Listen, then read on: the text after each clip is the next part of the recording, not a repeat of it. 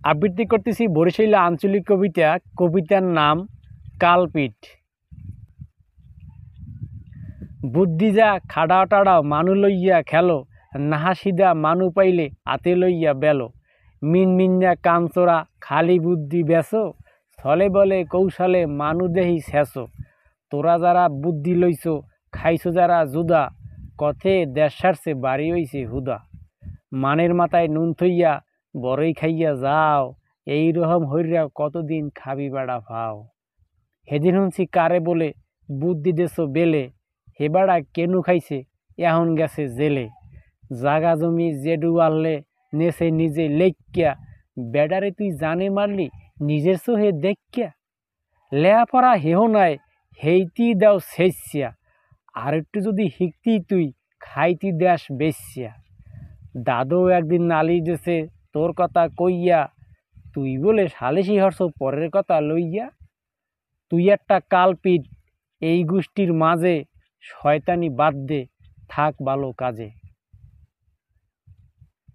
সুপ্রিয় দর্শক শ্রোতা, এই কবিতাটার ভিতরেও যে আমি যে শব্দটি ব্যবহার করেছি আঞ্চলিক শব্দ কালপিট, আপনারা দেখবেন আপনাদের এলাকায়ও এই ধরনের কিছু কালপিট আছে। অর্থাৎ এরা এত ধরনের মুনাফিক, এত বড় মুনাফিক।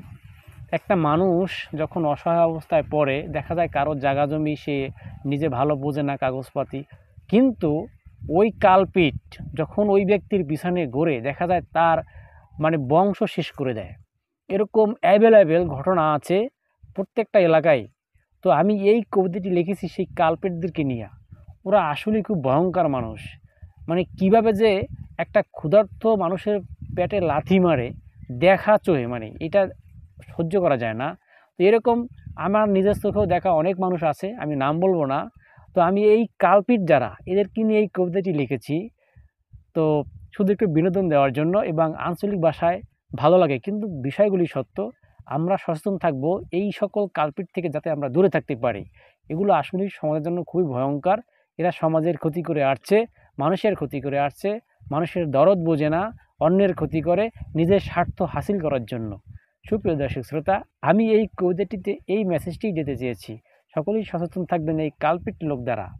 আরেকটি কথা হলো যে, দীর্ঘদিন আমি আপনাদের মাঝে বরিশালের আঞ্চলিক ভাষায় কবিতা আবৃত্তি করে আসছি, একমাত্র শুধু আপনাদের ভালোবাসার জন্য।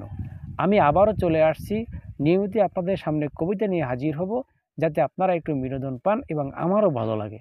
সুপ্রিয় বন্ধুগণ, আপনারা প্রতিনিয়ত আমার ভিডিও দেখলে যাদের ভালো লাগে অবশ্যই লাইক কমেন্ট শেয়ার করবেন। এবং আমার একটি বই লেখা আছে, আপনারা জানেন, সেই বইটির নাম হলো বরিশালিয়া ভাষা কাব্যকথায় ঠাসা। এই বইটি যাদের প্রয়োজন হবে আমাকে নক করবেন, আমি আপনাদের ঠিকানা আমার বইটি পৌঁছিয়ে দিব। সুপ্রিয় বন্ধুগণ, আপনারা সকলে সুস্থ থাকুন, ভালো থাকুন। আবার দেখা হবে অন্য কোনো ভিডিওতে। আল্লাহ হাফেজ।